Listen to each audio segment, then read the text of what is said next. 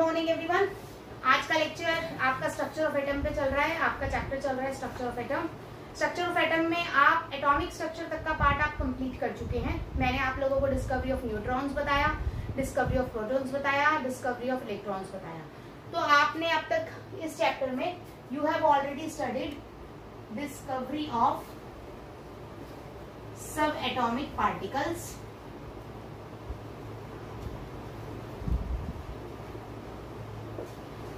ठीक है। और सब एटॉमिक पार्टिकल्स में आपने तीन पढ़े हैं बेटा जी, electron, proton and your neutron, ठीक है। तीनों की डिस्कवरी के बारे में आप पढ़ चुके हैं, तीनों के ऊपर चार्ज पढ़ चुके हैं, तीनों के ऊपर मास पढ़ चुके हैं, E/m रेशियो पढ़ चुके हैं, उनका नेचर पढ़ चुके हैं एंड किस किस ने उसकी डिस्कवरी की थी उसके बारे में भी आप स्टडी कर चुके हैं। तो यहाँ पे एक छोटा सा क्वेश्चन मैं आपसे पूछूंगी कि इनको हम फंडामेंटल पार्टिकल्स भी बोलते हैं। These are also known as fundamental particles. This is your question. Electron, proton and neutron को फंडामेंटल पार्टिकल्स क्यों बोलते हैं? आपको रिप्लाई मिले तो आप कमेंट्स में बताइएगा मुझे या फिर व्हाट्सएप कीजिएगा, ठीक है। और अगर नहीं मिले तो मैं आपको नेक्स्ट वीडियो में बताऊंगी कि why these electron, protons and neutrons are known as fundamental particles, ठीक है। एंड सेकेंड क्वेश्चन कि chemistry is based on which metal? Chemistry is based on which element actually?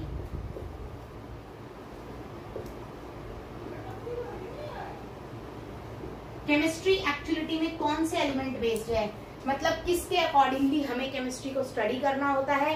Chemistry ऐसा कौन सा एलिमेंट है, आपके 118 एलिमेंट्स हैं टोटल आपको पता है, जिसमें से 117 डिस्कवर हुए हैं। एटॉमिक नंबर जो आपका है 117 ही आपका अभी तक अनडिस्कवर है, तो एक एलिमेंट अभी आपका अनडिस्कवर है, बाकी सब डिस्कवर्ड हो चुके हैं। तो इन 118 एलिमेंट्स में से ऐसा कौन सा एलिमेंट है which is the base of your chemistry, जो आपकी केमिस्ट्री का बेस है? तो ये क्वेश्चन भी आप मुझे बताएंगे, ठीक है। These are the 2 questions which are important for you, ठीक है। इसको भी आप मुझे रिप्लाई करेंगे, ठीक है, या कमेंट बॉक्स में रिप्लाई कीजिएगा या व्हाट्सएप पे आप मुझे बताइएगा, ठीक है।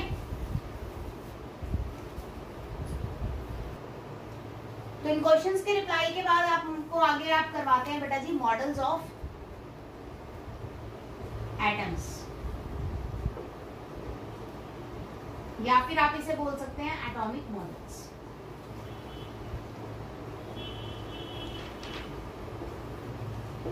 एटॉमिक मॉडल्स की अगर मैं बात करूं तो बेटा एटॉमिक मॉडल्स आपके क्या हैं? आपने देखो 3 फंडामेंटल पार्टिकल्स के बारे में आपने पढ़ा, electron, protons and neutrons. Discovery तीनों की हो चुकी है।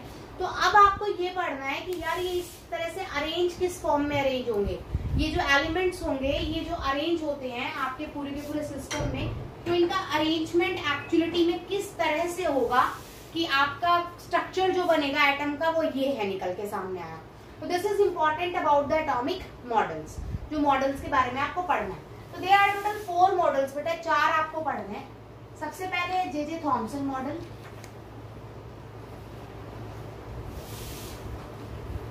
Next is your Rutherford model,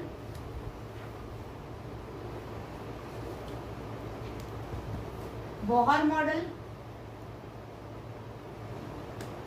and wave mechanical model.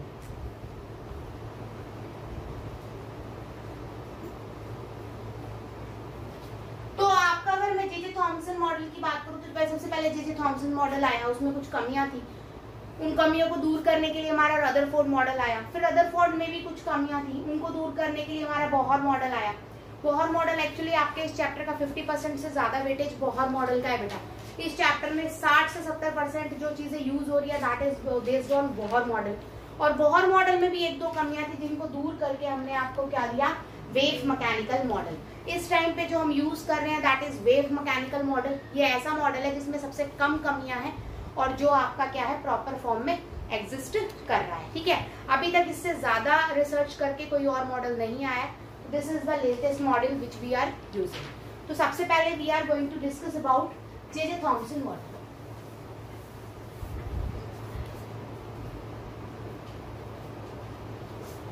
J Thomson model को प्लम पुडिंग मॉडल भी बोलते हैं बेटा।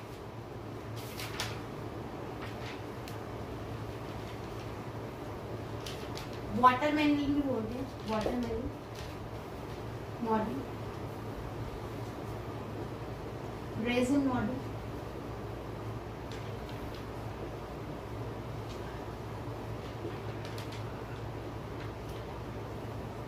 तो इसको बहुत से नाम दिए गए हैं। प्लम पुडिंग मॉडल इसको नाम दिया हमने, सेकंड नाम इसे रेजिन पुडिंग मॉडल दिया, थर्ड हमने वाटरमेलन मॉडल दिया।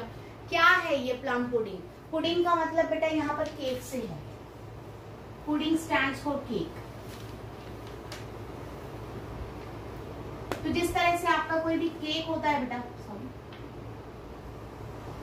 आपका कोई केक होता है, उसमें जगह जगह पर प्लम पुडिंग में प्लम्स लगाए जाते हैं।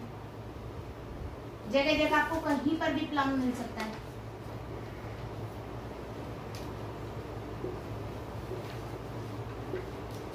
This is about your cake, है ना।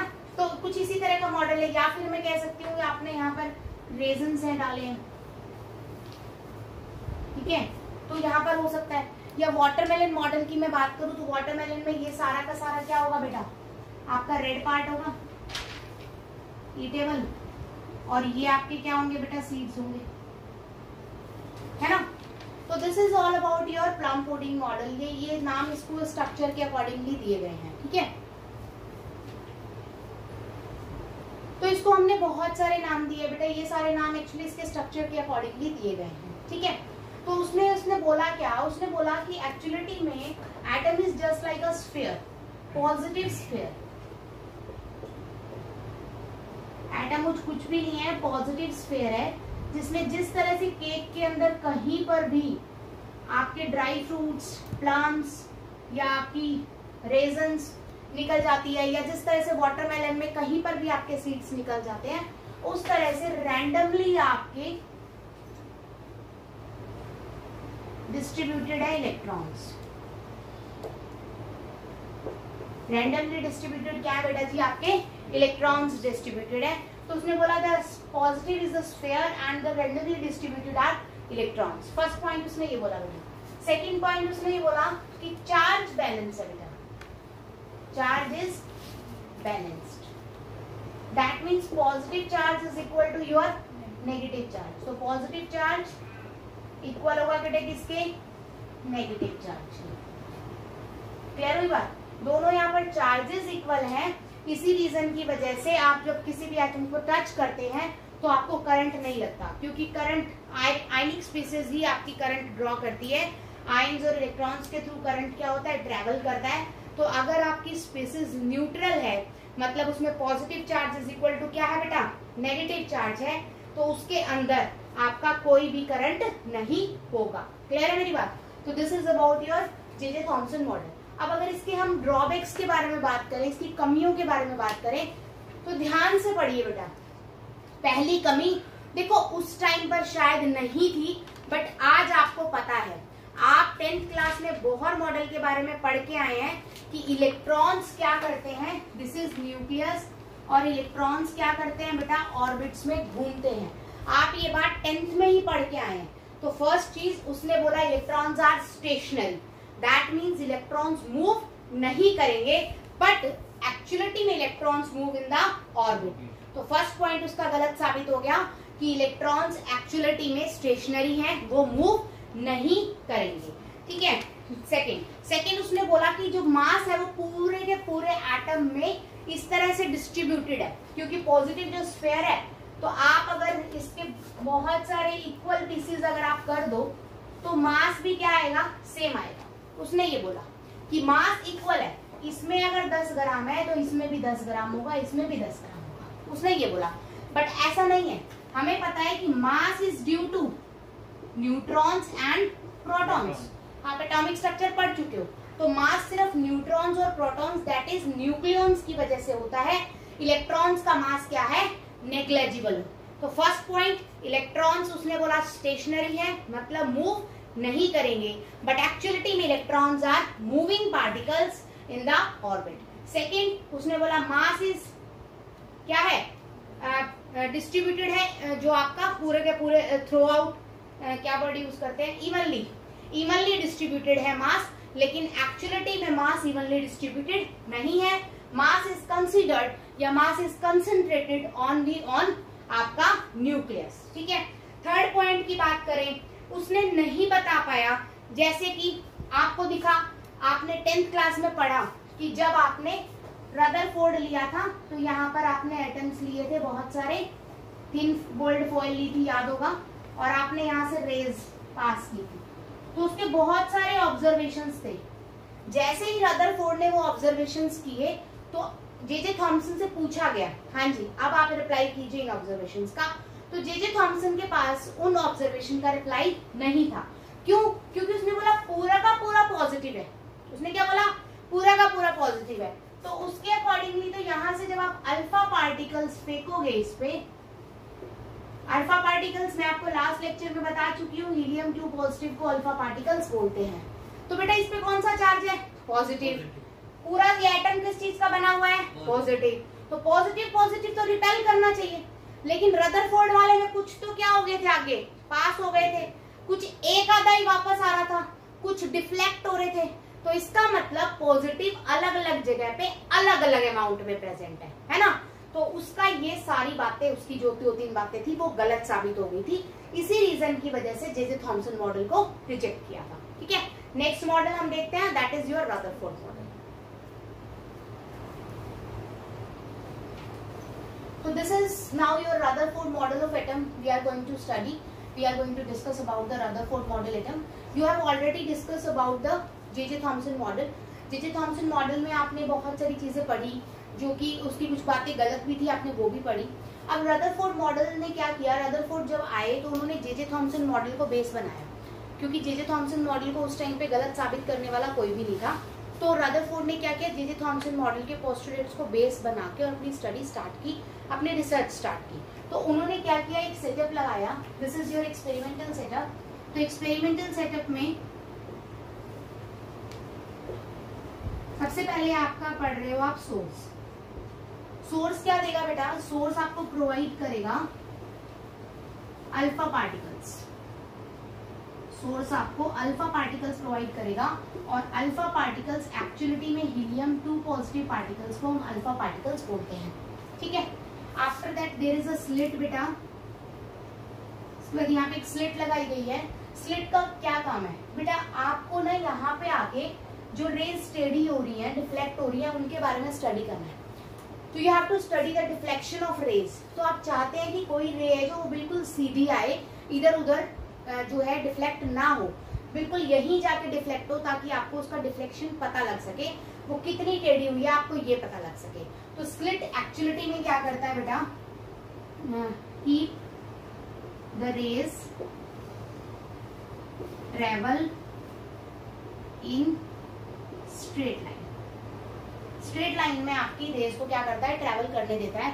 थर्ड इज योर आपका क्या है बेटा, aluminium foil, sorry gold foil.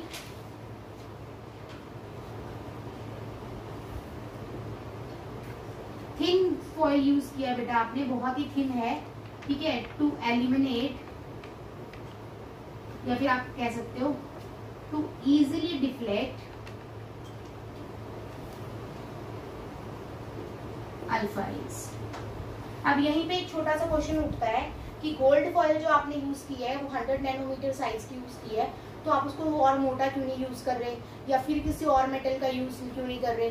तो बेटा किसी और मेटल का यूज करोगे तो जिस तरह से कोई भी बॉल या कोई भी चीज अगर आप दीवार से टकराते हो, तो अगर दीवार स्ट्रांग है तो वो चीज टकरा के वापस आ जाएगी। तो अगर आपने यहाँ पे हैवी मेटल का इस्तेमाल किया है तो अल्फा रे टकरा के ऑटोमेटिकली क्या आ जाएगी, वापस। जितनी भी अल्फा रेज जाएंगी वो सारी की सारी कहाँ आएंगी, वापस आ जाएगी, and that is not possible. तो हम ये चीज पढ़ ही नहीं पाएंगे, डिफ्लेक्शन, तो सारी वापस आ गई। तो इसी रीजन की वजह से यहाँ पर थिन गोल्ड फॉइल का इस्तेमाल किया गया है। ठीक है, and next point you are using here detector. तो आपने यहाँ पे जो डिटेक्टर यूज किया है बेटा, डिटेक्टर का यूज करने का फायदा क्या है बेटा, इलेक्ट्रॉन कहाँ जा रहे हैं आपको नेक्ड आई से तो नजर आएगा ही नहीं। तो आपने यहाँ पे फ्लोरोसेंट ट्यूब यूज की है, ZNS की हो सकती है ये, ठीक है, इसके अंदर ZNS की कवरिंग कर रखी है डिटेक्टर के अंदर, ताकि जहां पर भी इलेक्ट्रॉन स्ट्राइक करे वहीं से एक स्पार्क प्रोड्यूस हो, और उस स्पार्क को देखकर आपको पता लग सके कि अब यहाँ पर जो है इलेक्ट्रॉन टकराया है, तो आप उसको अच्छे से स्टडी कर सको कि उसने डिफ्लेक्शंस कितनी शो की है। तो सेटअप में आपने टोटल 4 चीजों को पढ़ा, source, slit, gold foil and detector to detect the movement of alpha rays. Alpha rays की मूवमेंट को डिटेक्ट करने के लिए आपने डिटेक्टर का इस्तेमाल किया है, ठीक है। नेक्स्ट हम पढ़ रहे हैं रदरफोर्ड की observations. Now we are coming to the observation and conclusion part of the Rutherford model. Rutherford model ने क्या किया बेटा, उसने ऑब्जर्व किया each and every atom of the gold foil। उसने देखा कि जो अल्फा रेज उसने यहाँ से डिफ्लेक्ट किया, these are all alpha rays। Alpha rays है तो बेटा these are simple positive particles। एक तरह से आप ये मान सकते हैं कि अल्फा रेज है तो these are just a positive particles। तो जो पॉजिटिव पार्टिकल्स आपके ट्रेवल कर रहे हैं बेटा, तो उसमें देखा हुआ क्या, उसने देखा ऊपर की तरफ जो पॉजिटिव पार्टिकल्स हैं और नीचे की तरफ जो पॉजिटिव पार्टिकल्स हैं वो कहीं पर भी डिफ्लेक्ट नहीं हुए। दैट मीन्स वो सीधे के सीधे आए और सीधे के सीधे आगे निकल गए। तो वहां से हमें बहुत सारा मेजर पार्ट, दैट इज 99% जो रेज थी वो मेरी बिना डिफ्लेक्शन के निकल गई, पास हो गई आसानी से। उनको हमने बोला अनडिफ्लेक्टेड रेज। इसी तरह से कुछ, दैट इज आप ये कह सकते हैं 0.8% आपकी रेज क्या हुई, डिफ्लेक्ट हो गई।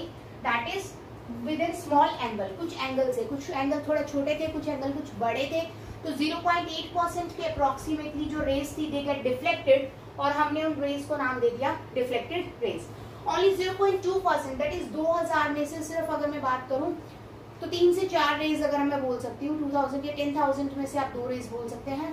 तो आपकी कुछ रेज, दैट इज 0.1% रेज आपकी क्या हुई, जो आई सेंटर से टकराई और वापस आ गई, दैट इज बाउंस बैक कर गई। दैट इज जो पाथ उसने फॉलो किया था, जैसे वो सीधी आई उसी पाथ को फॉलो करते हुए वो वापस चली गई।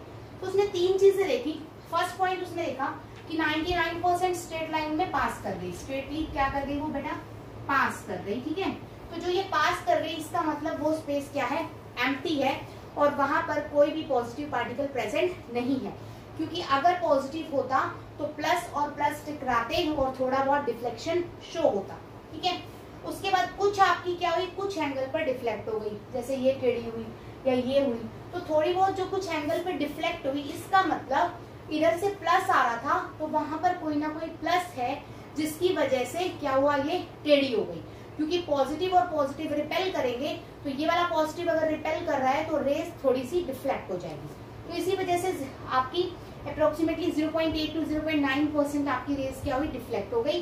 क्यों, क्योंकि पॉजिटिव चार्ज वहां पर प्रेजेंट है। डन। सिर्फ एक रे अबाउट द 2000 में से 1 या 2 रे ऐसी थी जो सेंटर से गई और वापस आ गई, तो दैट इज बाउंस बैक हो गई। इसका मतलब क्या हुआ कि जितना भी पॉजिटिव चार्ज है एक्चुअली में वो कहाँ प्रेजेंट है, सेंटर पे प्रेजेंट है, और उसका थोड़ा बहुत इफेक्ट जाता है चारों तरफ, जिसकी वजह से जो रेज हैं वो डिफ्लेक्ट करती हैं। तो जो पॉजिटिव पार्ट है दैट इज कंसंट्रेटेड। कंसंट्रेटेड का मतलब सारा का सारा पॉजिटिव पार्ट सिर्फ सेंटर पर ही प्रेजेंट है, और उसका जो थोड़ा बहुत डिफ्लेक्शन का है वो थोड़ा बहुत इफेक्ट है उस प्लस का, जिसकी वजह से रेज थोड़ी बहुत क्या हो रही है, डिफ्लेक्ट हो रही है। तो this is all about your observations and conclusions.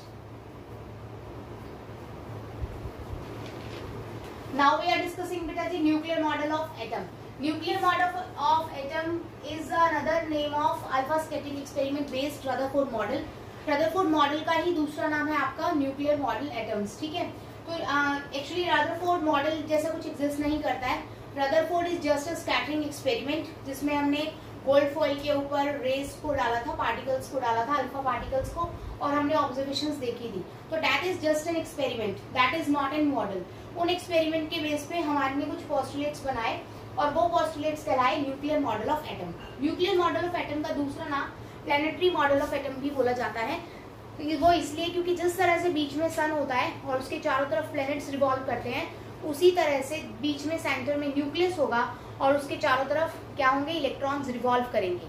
ये बात हमें क्लियरली बता दी थी किसने, रदरफोर्ड के एक्सपेरिमेंट ने, और इसी बात को एक्सप्लेन हम करेंगे न्यूक्लियर मॉडल ऑफ एटम में।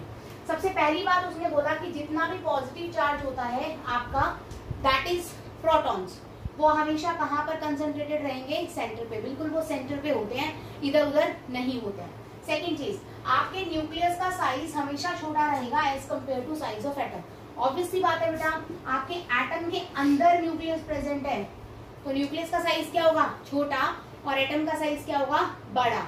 सेकंड नेक्स्ट उसने example, radius of atom divided by radius of nucleus. Radius of atom होता है 10⁻⁸ मीटर की टर्म्स में, और रेडियस ऑफ न्यूक्लियस होता है 10⁻13 metre.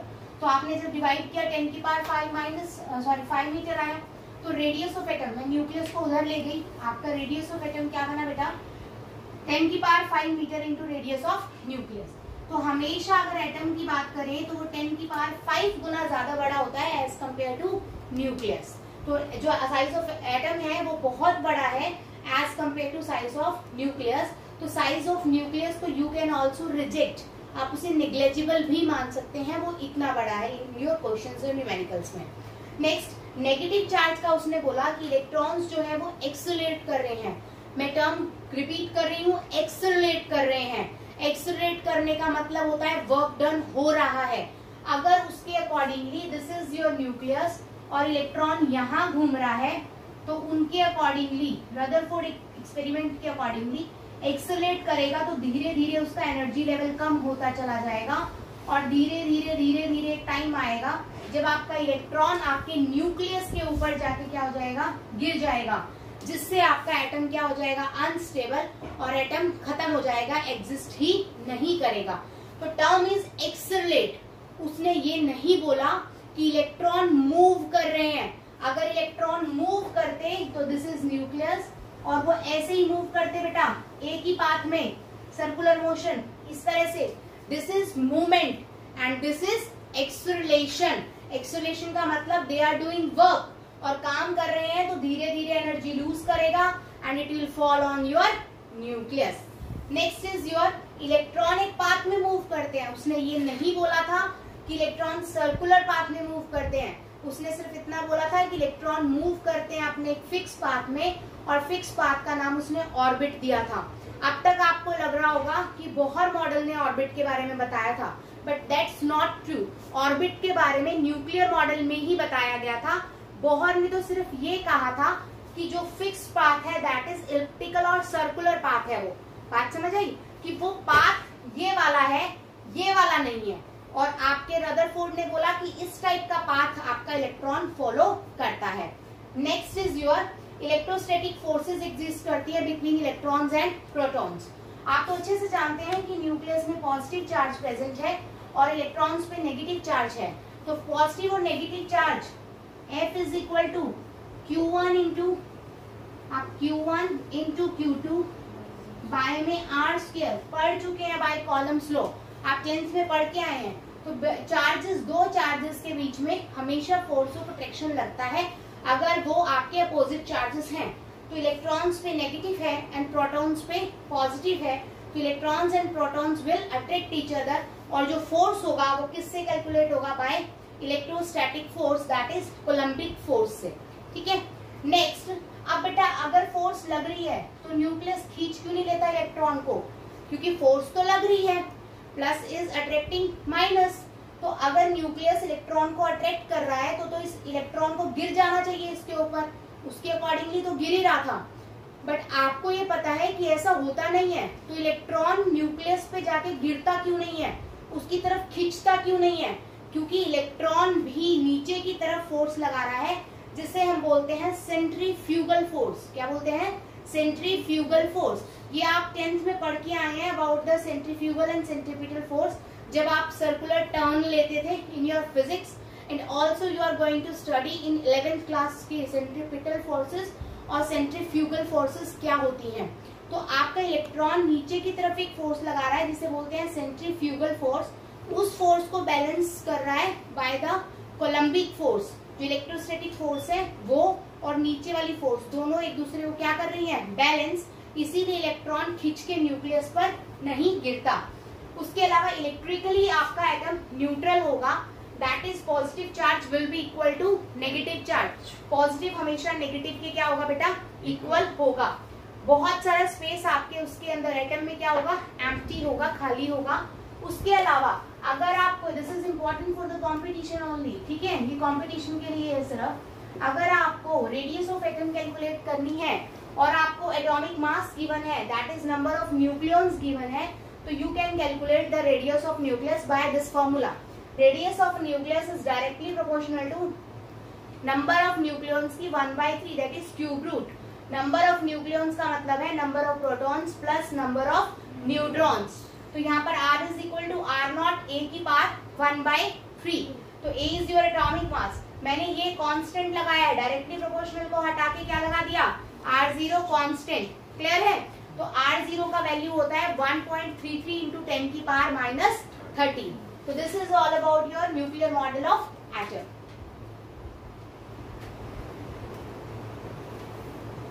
Next we are talking about the failure of a nuclear model. Nuclear model में ऐसी कौन कौन सी कमियां थी जिसकी वजह से वो फेल हो गया था और उसको कम्प्लीटली हम एक्सेप्ट नहीं कर पाए, या उसके बाद उसमें कुछ चेंजेस करके हमारा बोहर मॉडल आया। सबसे पहले बेटा इलेक्ट्रॉन की एक्सेलरेशन। उसने बोला कि यहाँ पर न्यूक्लियस है और यहाँ अगर इलेक्ट्रॉन है तो वो एक्सेलरेट हो रहा है। एक्सेलरेट का मतलब वो एनर्जी धीरे धीरे लूज कर रहा है। तो एक टाइम आएगा जब उसकी एनर्जी बहुत ज्यादा लूज हो जाएगी और वो फॉल कर जाएगा आपके किसके ऊपर बेटा, न्यूक्लियस के ऊपर। तो फर्स्ट चीज उसने कही कि इलेक्ट्रॉन का एक सर्टेन पाथ तो होता है, बट वो पाथ हमेशा स्पाइरल होता है। कौन सा पाथ होता है वो, स्पाइरल। इलेक्ट्रॉन हमेशा स्पाइरल पाथ को फॉलो करता है ताकि धीरे धीरे वो न्यूक्लियस पे गिर सके। ठीक है? तो second is atom stability. Same इसी से रिलेट करता है बेटा। अगर आपका इलेक्ट्रॉन जाके न्यूक्लियस पे गिर जाएगा तो इसका मतलब आपका एटम स्टेबल नहीं है, और अगर आपका एटम स्टेबल नहीं है तो ऑब्वियसली बात है हमारी कोई भी चीज एकदम से गायब हो सकती है दुनिया में से, बट एक्चुअलिटी में ऐसा बिल्कुल भी नहीं है। जो चीज एग्जिस्ट करती है वो एग्जिस्ट करती है और वो दूसरी फॉर्म में कन्वर्ट हो जाएगी। जैसे अगर आप किसी चीज को जला दोगे तो वो राख बन जाएगी, बट वो पूरी तरह से ऐसे उड़ नहीं जाएगी एकदम से, है ना। तो इस तरह से एटम इज स्टेबल, बट उसके अकॉर्डिंगली अगर इलेक्ट्रॉन एक्सेलरेट करते हैं इस पॉइंट के अकॉर्डिंगली तो एटम इज अनस्टेबल। तो ये पॉइंट भी उसका गलत साबित हो गया। थर्ड, उसने आपने तो आप पढ़ लिया है इलेक्ट्रॉन्स को डिस्ट्रीब्यूट कर सकते हैं 2, 8, 18, 32 एंड सो ऑन KLMN में, है ना, 10th में आप पढ़ के आए हैं। बट उस टाइम पर वो एक्सप्लेन नहीं कर पाया था कि ऑर्बिट्स में इलेक्ट्रॉन किस तरह से डिस्ट्रीब्यूटेड होते हैं। हाइड्रोजन स्पेक्ट्रम, बेटा अगर आप कोई भी अल्फा रेज या कोई भी रेज आप एक्स रेज किसी भी एटम पे डालते हैं तो वो क्या होता है, जैसे this is your any atom, कोई भी एलिमेंट का एटम है और यहाँ पर आपने एक्स रेज डाली तो यहाँ पर एक बेटा इस टाइप से बार कोड सा बन जाएगा कुछ किसी भी तरह का, इस टाइप से। इस बार कोड को हम बोलते हैं बेटा spectrum. This bar code is known as actually spectrum. इस टाइप का बार कोड जैसा पैटर्न नजर आएगा, हम आगे पढ़ेंगे स्पेक्ट्रम्स के बारे में, इसको स्पेक्ट्रम बोलते हैं। तो हाइड्रोजन ने ऐसा स्पेक्ट्रम क्यों बनाया तो वो नहीं एक्सप्लेन कर पाया। सेकेंड चीज, उसने ये बोला कि इलेक्ट्रॉन इज एक्सेलरेशन, एक्सेलरेशन में है, एक्सेलरेशन में है इसका मतलब वो all the times energy lose कर रहा है, मतलब कॉन्टिन्यूस प्रोसेस है। अगर प्रोसेस कॉन्टिन्यूस है तो एक लाइन और दूसरी लाइन के बीच में गैप क्यों आया, तो इसका मतलब जो इलेक्ट्रॉन लॉस भी होता है किसी भी एटम में से वो एक डिसकॉन्टिन्यूस प्रोसेस होता है, मतलब पैकेट्स के फॉर्म में एनर्जी लॉस होती है, हमेशा एकदम से यूं ही लॉस होती चली जा रही है, ऐसा नहीं होता है। अगर ऐसा होता तो जो पैटर्न बनता स्पेक्ट्रम का वो डार्क पैटर्न बनता, बिल्कुल जिसमें गैप बिल्कुल भी ना हो। छोटा सा ले लेते हैं हम, जैसे बिल्कुल भी इसमें गैप नहीं है, कुछ इस तरह का पैटर्न बन के सामने आता अगर आपका एनर्जी कॉन्टिन्यूस होती तो energy loss. But energy loss discontinuous है, दैट शोज कि स्पेक्ट्रम के बीच में क्या है, गैप है। तो जहां गैप है वहां पर एनर्जी नहीं है। तो इससे क्लियर हो गया कि एनर्जी लॉस हमेशा पैकेट्स में होता है, कॉन्टिन्यूस प्रोसेस नहीं है। तो these are all 5 failures of nuclear model. और ये जो फेलियर्स थे ये on the basis of Maxwell distribution के बेस पे हमने इनको बताया था। ये बात याद रखिएगा बेटा। तो अगर मैं आपसे पूछूं कि जो न्यूक्लियर मॉडल है वो किस बेसिस पे आपका क्या हो गया था, बोलिए, फेल हो गया था, तो आप बताएंगे कि मैक्सवेल ने रेडिएशंस के बारे में कुछ कंसेप्ट दिए थे, मैक्सवेल रेडिएशन डिस्ट्रीब्यूशन या फिर मैक्सवेल रेडिएशन कंसेप्ट है, उसके बेसिस पे हमने इन पॉइंट्स को स्टडी किया है और उसके बेसिस पे ही हमने इन बातों को बताया है। तो these are all about your nuclear model. तो आज आपने 2 मॉडल स्टडी किए हैं, जे थॉमसन मॉडल और न्यूक्लियर मॉडल। आप इनको अच्छे से कर लीजिएगा। कोई डाउट्स हो तो मुझसे कमेंट्स में या व्हाट्सएप पे आप पूछ सकते हैं, ठीक है। कोई भी डाउट हो तो पूछ लीजिएगा। कल हम डिस्कस करेंगे अबाउट द बोहर मॉडल, नहीं, कल हम डिस्कस करेंगे अबाउट द इलेक्ट्रोमैग्नेटिक वेव्स। पहले वो वेव्स क्या होती हैं हम वो पढ़ेंगे, उसके बाद we will come to the Bohr part. Okay, thank you.